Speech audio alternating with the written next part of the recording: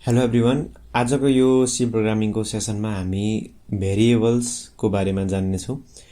Variables भनेको के हो त सी प्रोग्रामिङमा, अनि भेरिएबल कसरी डिफाइन गर्ने, भेरिएबलको सिन्ट्याक्स, त्यस पछाडि भेरिएबललाई कसरी नेम गर्ने, यी कुराहरूमा हामी डिस्कस गर्नेछौँ। र सबैभन्दा सुरुमा भेरिएबल भनेको चाहिँ के हो त भनेर बुझौँ है त। जस्तो हामीले एउटा बललाई एउटा बक्समा राख्यौँ भने, यो बललाई हामीले लगेर बक्समा राख्यौँ भने यो बल अब सेक्युर भयो।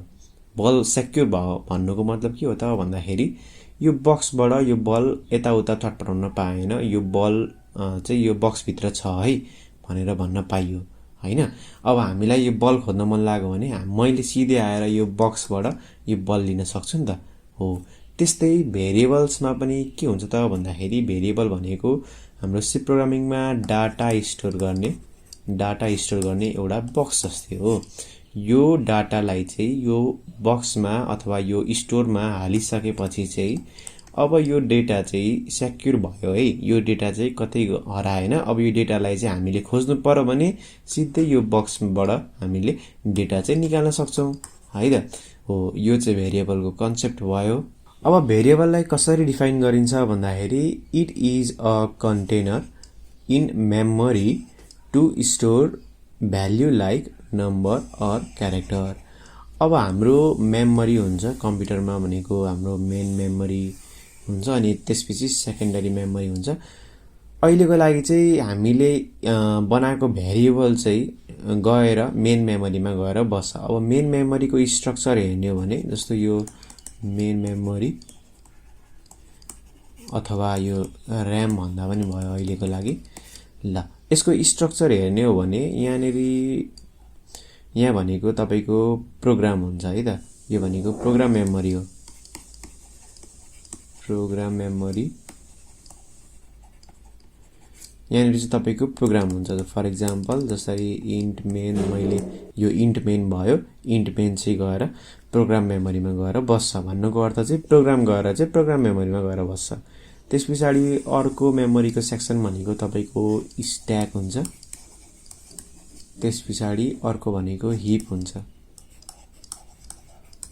ल अब हामीले बनाएको भेरिएबल चाहिँ गएर स्ट्याकमा गएर बस्छ। जस्तो मैले यो भेरिएबललाई ए नाम दिए भने यो ए भित्र चाहिँ अहिलेको लागि सम्झियौँ 1 छ भने यो भ्याल्यु चाहिँ स्ट्याकमा हुन्छ। अब सबै हामीले जे जति पनि भेरिएबल बनाउँछौँ सबै गएर स्ट्याकमा बस्छ। हो यसरी चाहिँ मेमोरीमा चाहिँ भेरिएबल गएर बस्छ। अब हामीलाई यो 1 भन्ने भेरिएबल चाहियो, यो 1 भन्ने भ्यालु चाहियो भने हामी यो भेरिएबलको मेमोरीको लोकेसनमा जान्छौँ। जस्तो यो ए भन्ने भेरिएबलको समथिङ मेमोरीको लोकेसन हुनसक्छ। फर इक्जाम्पल 1001 र यसको मेमोरीको लोकेसन छ भने यो मेमोरीको लोकेसनमा जान्छौँ 100 भनेर हामी यो मेमोरीको लोकेसनमा पुग्यौँ। अब यहाँ पुगिसकेपछि यहाँ हामीले ए भन्ने भेरिएबल भेट्छौँ। अब यो ए भन्ने भेरिएबल भित्र चाहिँ के छ त 1 छ। त्यही भएर हामीले यसरी चाहिँ हामीले डेटा चाहिँ एक्सट्र्याक्ट गर्न पाउँछौँ है त। ल अब सी प्रोग्रामिङमा डाटा स्टोर गर्नको लागि भेरिएबल्स युज गरिन्छ। अनि भेरिएबल्स युज गर्नका लागि हामीले सबैभन्दा सुरुमा भेरिएबललाई डिक्लेयर गर्नुपर्ने हुन्छ। अब डिक्लेयर गर्नका लागि एउटा पर्टिकुलर सिन्ट्याक्स हुन्छ, सिन्ट्याक्स फलो गर्नुपर्ने हुन्छ। सिन्ट्याक्सले के भन्छ त भन्दाखेरि सबैभन्दा सुरुमा डाटा टाइप राख्नुपर्छ, भेरिएबलको डाटा टाइप, त्यसपछि भेरिएबलको नाम राख्नुपर्छ। फर इक्जाम्पल मैले इन्ट एज भनेर एउटा भेरिएबल डिक्लेयर गरेँ अरे। अब यो डिक्लेयर कसरी गरियो त भन्दाखेरि सबैभन्दा सुरुमा हामीले यहाँ भेरिएबलको डेटा टाइप राख्यौँ। अहिलेको लागि चाहिँ यो इन्टिजर टाइपको डेटा हो। यो भनेको चाहिँ यो इन्टिजर हो।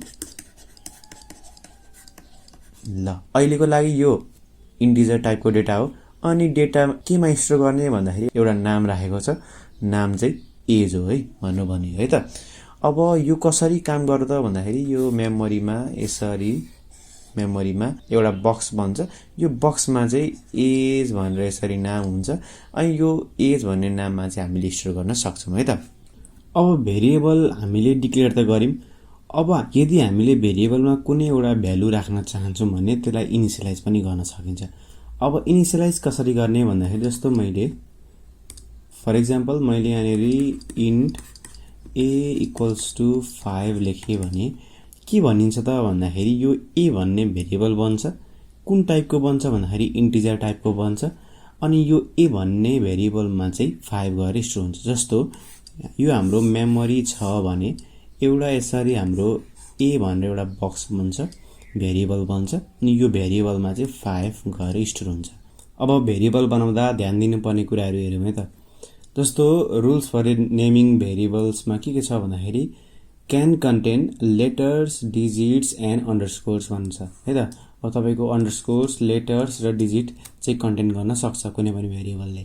जस्तो भेरिएबलको नाम नराख्ने हो, नाममा जस्तै मैले एज मैले अन्डरस्कोर राख्न सक्छु, त्यसपछि मैले 10 राख्न सक्छु है त। यसरी राख्न सक्छु। Must start with a letter or underscore. जस्तो लेटरबाट अथवा अन्डरस्कोरबाट सुरु हुन सक्छ। भन्नुको अर्थ के हो भन्दाखेरि जस्तो तपाईँले एजबाट यसरी एज लेखेर सुरु गर्न सक्नुहुन्छ अथवा अन्डरस्कोर एज लेखेर सुरु गर्न सक्नुहुन्छ। Cannot start with a digit भनेपछि डिजिटबाट चाहिँ यो सुरु हुन सक्दैन है त। भन्न खोजेको यसरी 10 मैले एज लेख्न खोजेँ भने यो चाहिँ गलत हुन्छ। Cannot be a keyword like int, return, for, if etcetera. जस्तो किवर्ड भन्छ है। यो किवर्ड भनेको चाहिँ के हो त भन्दाखेरि रिजर्भड वर्ड्स हो क्या। रिजर्भड वर्ड्स भनेको चाहिँ अगाडि नै सी प्रोग्राममा यस्ता वर्डहरू युज भइसकेका हुन्छन् जुन चाहिँ सी प्रोग्रामिङका लागि मात्रै भनेर बनाइएको हुन्छ क्या। फर इक्जाम्पल जस्तो इन्ट भन्ने होइन, त्यसपछि रिटर्न भनौँ यो फङ्सनमा युज हुन्छ, अनि फर भनौँ यो लुपका लागि, इफ भनौँ यो ब्रान्च स्टेटमेन्टको लागि है त। हो यस्ता वर्डहरू चाहिँ तपाईँले भेरिएबलको नाम राख्न सक्नुहुन्न। फर इक्जाम्पल मैले इन्ट इक्वल्स टु 20 लेख्न पाउँदिनँ है, किन भन्दाखेरि यो इन्ट त ठिकै छ, यो भनेको टाइप भयो। अब फेरि मैले इन्ट गर्न पाउँदिनँ किन भन्दाखेरि यो चाहिँ रिजर्भ वर्ड हो। अब यो भेरिएबललाई प्र्याक्टिकल्ली इम्प्लिमेन्ट गरेर हेरौँ है त। जस्तो यहाँ सी प्रोग्रामिङको हामी फोल्डर खोलौँ र यो हामी फोल्डरलाई ओपन विथ कोड गरौँ र यहाँ कोडमा खोलिसकेको छ। ल अहिलेको लागि ल यसरी हाम्रो सी प्रोग्रामिङ भनेर खोलिसकेको छ। अब हामीले के गरौँ भन्दाखेरि सबैभन्दा सुरुमा एउटा नयाँ फाइल बनाऊँ। यहाँनिर variables.c भनेर लेखौँ है त। अब यहाँ हामीले एउटा सीको फाइल बनायौँ। अहिलेको लागि यस्तो छ है त। अब यहाँ के गरिरहेछ भन्दाखेरि मेन भन्ने फङ्सन बनाएँ, त्यस पछाडि रिटर्न 0 भइहाल्यो। अनि मैले एउटा भेरिएबल डिक्लेयर गरेको छु इन्ट ए भनेर। अब ए भनेर डिक्लेयर गरिसक्ने बित्तिकै मेमोरीमा गएर ए भनेर एउटा बक्स बन्यो। अब त्यहाँनिर बक्समा चाहिँ हामीले डेटा राख्न सक्यो। भन्नुको अर्थ अब एमा मैले यसरी मैले 10 भन्ने डेटा चाहिँ राख्न सकेँ, जुन चाहिँ इन्टिजर हो होइन। अब यो डेटा 10 लाई हामीले फेरि अब एक्सट्र्याक्ट गर्नु पर्यो भने मेमोरीबाट कसरी हामी फेच गर्ने त भन्दाखेरि जस्तो मैले प्रिन्ट गर्न सक्छु। अहिलेको लागि प्रिन्ट गरेर मैले यसलाई रन गरेँ भने जस्तो यहाँनिर आयो 10 इज द भ्यालु अफ ए होइन। भन्नुको अर्थ भ्यालु अफ ए चाहिँ 10 हो है।